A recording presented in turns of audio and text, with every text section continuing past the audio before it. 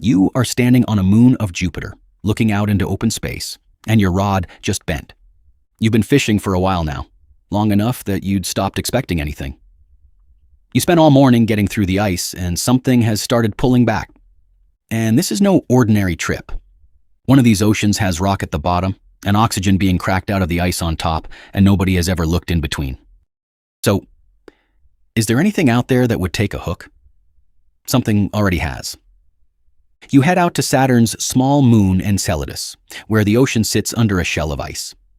You'd expect that to be the hard part because it's small and far out and cold, but you can leave the drill behind.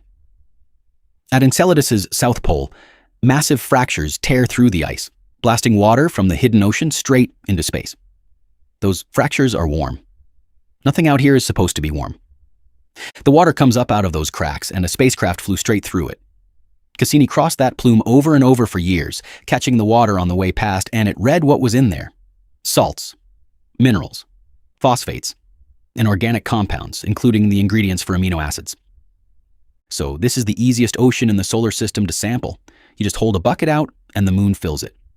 And nothing that came out of there was alive as far as anything we sent could tell.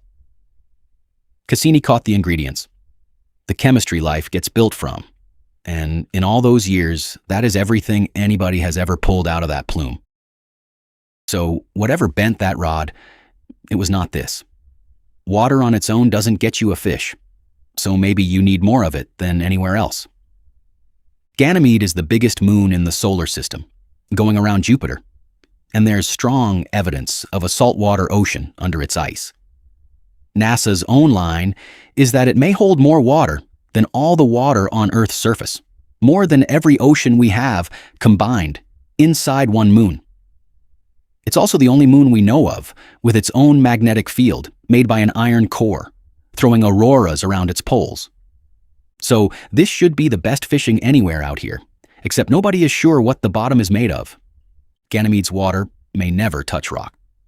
NASA describes it as possibly stacked in layers like a club sandwich. Ice, then ocean, then more ice, which would leave all that water, more than an entire planet's worth, sitting on a floor of ice. Where water touches stone, you get minerals and chemistry and a reason for anything to be alive down there. Ganymede may have no stone for the water to react with. The biggest ocean out here might also be the emptiest. That rod bent somewhere, and it definitely wasn't here. What matters is whether the water is touching anything, and every stop so far has been sealed in. An ocean under miles of ice in the dark. So what would it take to walk up to the water and just cast into it? There is exactly one place in the solar system where you can do that. Titan is Saturn's biggest moon, and it has rivers and lakes and seas with shorelines, sitting out in the open under a thick orange sky. The air presses harder than Earth's, about what you'd feel 50 feet underwater, so you can stand on the beach and watch it rain.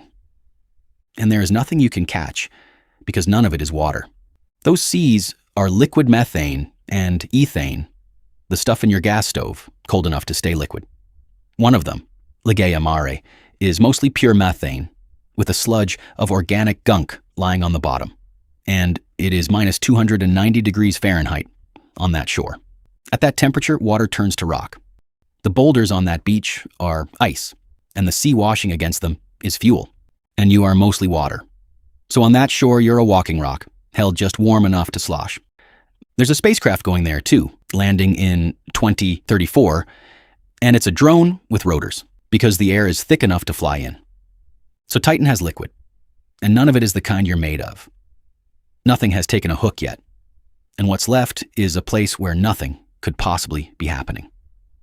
Neptune has a big moon called Triton, and only one spacecraft has ever been past it, Voyager 2. And the number it brought back is one of the coldest surface temperatures measured anywhere, at minus 391 degrees Fahrenheit. Most of the nitrogen on Triton lies on the ground as frost, so bright that it throws back most of the sunlight landing on it. Nothing there moves, and nothing there could.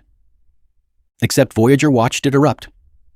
Triton has active geysers, firing dark dust miles up on jets of nitrogen gas, which makes it one of the only geologically active moons in the solar system, and easily the coldest.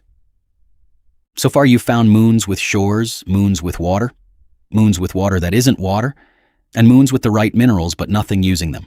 The only thing missing is a fish. Except you walked past something on the first stop. Enceladus is a small ball of ice, far out, freezing, and there is liquid water inside it, which means something under there is warm. The heat is coming from underneath. A big planet's gravity pulls harder on the near side of a small moon than it does on the far side, so the whole moon gets stretched out of shape. And because the orbit isn't a circle, the stretch keeps changing. Every lap, forever. Bend a paperclip back and forth, and it gets warm in your fingers. Same thing, but moon-sized. Which means the sun's heat was never the thing to look for.